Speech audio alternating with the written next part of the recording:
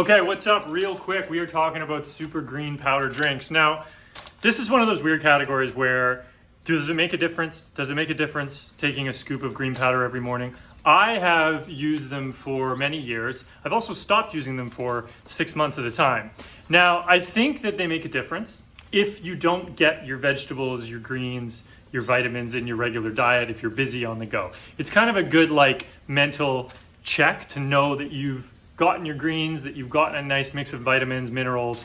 Every morning, dump it in a glass or a smoothie, put it back, and you kind of know mentally that you're covering that basis. We've all been there where a week goes by and you're like, have I had a vegetable? You know what I mean? And you might eat really healthy. I eat really healthy, but a couple days will go by and I'll be like, I don't think I've had kale or broccoli or any of these things. So I want to jump right into it. AG1 Athletic Greens is the big 500-pound gorilla of the space.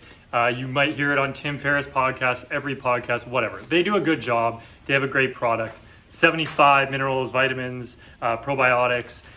Very, very well marketed, very sleek marketing, but a great product. And there's a reason it's the most popular. It is basically a one and done, chuck it back. You are gonna get the nutrition, the health, especially for guys, that you're gonna need. Number two, Vega, I want to give them a shout out because Vega does greens, but they also have a mix of plant-based protein and green shake. So if you want protein as well in there, check out the Vega product I linked below. It's kind of a mix of the two. They also have really good flavors like mint chocolate.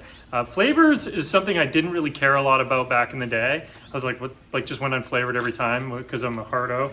But then I sort of started realizing it is kind of nice if you're going to drink something every day for a month to have something that tastes half decent.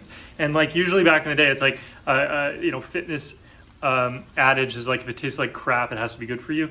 It's not really the case anymore. They're pretty good at making these things taste good. So Vega, plant-based protein, you got probiotics in there as well, and you've got your greens mixed together. The next one, natural or nested naturals. They've got your really hardcore greens as well, your wheatgrass, your spirulina in there. They've got kelp, ground up broccoli. So that's another classic green powder. Good product, very, very reputable brand. There's a lot of people that are just shilling green powders that just aren't very good, okay? And they just aren't that healthy. So I just kind of took 4 here that is gonna be obvious choices if you're kind of trying to choose which one's right for you. And the last one, True Grace. This is actually just a straight up broccoli powder, but it is freeze dried. It's freeze dried and it's soil grown. So that just means that the phytonutrients get held better.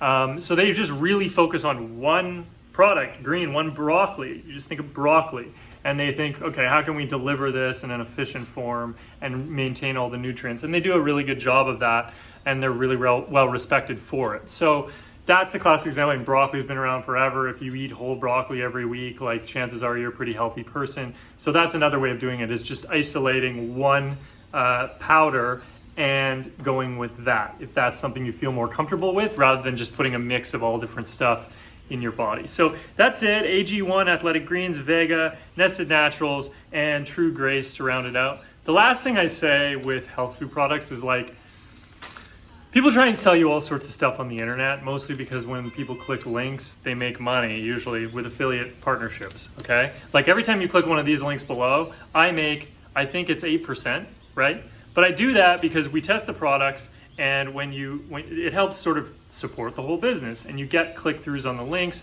you make a little money, and you're suggesting something that's good, right? But people are out there and they're just shilling stuff, because if you go on an affiliate program, a little behind the scenes of the business, there are certain products that will just offer 30, 40, 50%. And a lot of people that suggest stuff on the internet will just take the highest percentage commission to suggest something. So if Dan's jacked up, artificial flavored green monster garbage is offering a 50% commission fee, that means if you sell $100 worth of Dan stuff, the blogger or the writer or the video presenter will make $50. So there's sort of a huge enticement for them to choose Dan stuff over Athletic Greens, whatever, that's offering $10 every time someone buys $100 worth of stuff. So just keep that in mind. I think in general, the more that you see brands in different places that seem reputable, that's usually a really good sign. But you do have to be aware, because there are a lot of brands that are popular and are written about all over the place because they offer absorbent commissions. So that was a little behind the business rant, but this video is really about Super Greens powders, whether to use them. One, just decide, why not try it for a month and see how you feel? And then after a month, you can then decide whether that's something that you felt different, you felt good about, maybe there's a placebo, who knows. But that's the way I like to do it with all supplements or all nutrients, is like try it for a month, see how I feel. If I think there's any result there, I keep using it, because everybody's body's different, it reacts to things differently. So I would just do a simple A/B test, try it for 30 days, don't try it for 30 days, look back and go, was that worth whatever the $40? Hope that helps. Thank you.